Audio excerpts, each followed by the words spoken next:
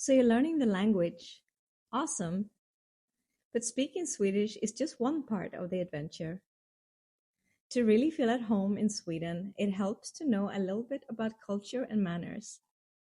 Let's go over some essential things. From fika breaks to the magical midnight sun, you'll get a glimpse of what makes Sweden unique and maybe even inspire you to visit one day. Personal space. If you ever visit Sweden, you might notice something right away. Swedes love personal space, so be mindful when it comes to physical distance. They're not big on hugging or close contact right away, unless you're really close friends, and people usually stand a bit further apart when talking. It's not rude, it's just a way of respecting each other's space. Top tip. If you're wondering, am I standing too close? You probably are. The Swedish lagom. You've probably heard of the Swedish concept of lagom, and for good reason. It literally means just the right amount and is a guiding principle in Swedish life, reflecting the Swedish philosophy of balance and moderation. It's about finding harmony in life, whether it's work, food, or socializing. Lagom encourages you to live in a way that's sustainable and mindful, avoiding extremes. It's a cultural approach that prioritizes well-being over excess, making it an essential part of Swedish life. Fika, coffee break culture. Fika is an essential part of Swedish life. It's more than just a coffee break. It's a ritual. It's about taking the time to pause, chat, and enjoy a warm cup of coffee or tea, maybe with something sweet like a cinnamon bun. Many Swedish workplaces have designated fika breaks where colleagues gather to share a moment of conversation and team bonding. It's a workplace tradition. But even outside of work, fika isn't just about the coffee. It's a mindful moment to slow down, connect with others, and enjoy the simple pleasures, making it an important part of Swedish culture and daily life. When in Sweden, saying "Vi tar en fika" is a surefire way to bond.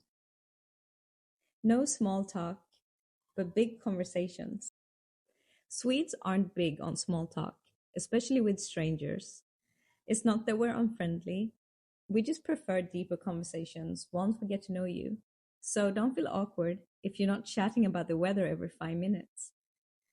When you do talk to someone, be prepared for thoughtful conversations. Swedes appreciate your genuine interest in meaningful topics. Jantelagen, the law of Jante, is an unspoken rule that encourages modesty and discourages boasting. It's all about the idea that no one should think that they're better than anyone else. This means being modest and not bragging about your accomplishments. While this can sound a little harsh, it's really about humility and a sense of equality. So when you're in Sweden, avoid bragging or putting yourself above others. Modesty goes a long way. It's a social code rather than an actual law, but it's one of the things that shapes Swedish attitude towards success and equality. Saying please and thank you. Swedes are polite, but they don't overuse please and thank you like you might expect in other languages. You'll hear tack, thank you, used often, but please is reserved for when it's really needed. For instance, if you're in a shop and you're asking for something, you say tack after getting it, but you don't need to add please every time you ask for something. Midsummer, a celebration of light. Midsummer, or midsommar in Swedish, is one of Sweden's most beloved holidays. Celebrated around the summer solstice, it marks the longest day of the year when Swedes enjoy almost 24 hours of daylight. During midsummer, people gather with family and friends to dance around the maypole, enjoy pickled herrings, and indulge in fresh strawberries. Oh my God. It's a celebration of nature, light, and Swedish traditions. Fun fact: Swedes celebrate midsummer in their best clothes, often wearing flower crowns and singing traditional Swedish songs. It's like a big outdoor party. It really is. Swedish design: simple, stylish, and practical. Sweden is known for its minimalist and functional design, which you've probably seen in stores like IKEA. Swedish design focuses on simplicity, functionality, and beauty, and is often reflected in the furniture, home decor, and even fashion. Fun fact: Swedish design isn't just about looks, it's all about creating things that are practical, durable, and easy to use. For example, IKEA's flat pack furniture is genius for saving space and being easy to transport. The midnight sun and the northern lights. Sweden's northernmost region, Lapland, is home to the famous midnight sun, where the sun doesn't set for weeks during the summer. Imagine having daylight at midnight. How cool is that?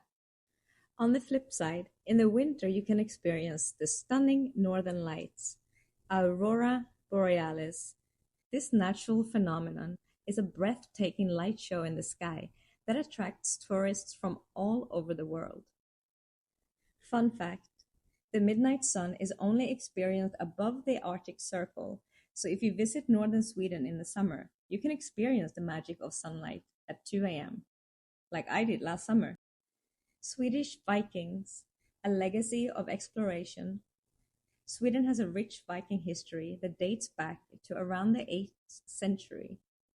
The Vikings were known for their longships, exploration, and fearsome reputation. Today, many Swedes are proud of their Viking heritage, and you'll find museums, festivals, and even Viking villages across Sweden. Fun fact: the Swedish Viking Museum in Stockholm is one of the most visited museums in the country. It showcases Vikings artifacts, ruins, and even recreated Viking ships. Sweden's love for nature. Swedes are passionate about the great outdoors. With beautiful forests, lakes, and mountains, Sweden offers incredible opportunities for hiking, skiing, boating. Many Swedes take a lot of pride in the connection to nature, and it's a big part of the lifestyle. Fun fact: Sweden has something called allemansrätten, which means every man's right. This law gives people the right to roam freely in nature, even on private land, as long as they respect the environment. Swedish food, from meatballs to herring. Swedish cuisine is hearty and simple, often featuring fresh ingredients like potatoes, herring, and meatballs. Some classic dishes you might want to try include köttbullar, meatballs with lingonberry sauce and mashed potatoes. Yum. Usually comes with like a brown gravy. Gravad lax, cured salmon, served with a mustard sauce. Surströmming. Oh, my favorite. It's a super smelly fermented herring. It's not for the faint-hearted. Fun fact: Swedes eat an incredible amount of pickled herring. It's a common dish for holidays, especially at midsummer and Christmas. Sweden's royal family. Modern yet traditional. Sweden is a monarchy, and the Swedish royal family is well known for being down to earth and modern. King Carl Gustaf and his family are beloved by Swedes. I was actually in love with the prince when I grew up. I used to send him a lot of love letters. He never responded. The royal family is involved in various charitable causes. Sweden also has a royal palace in Stockholm, which you can visit.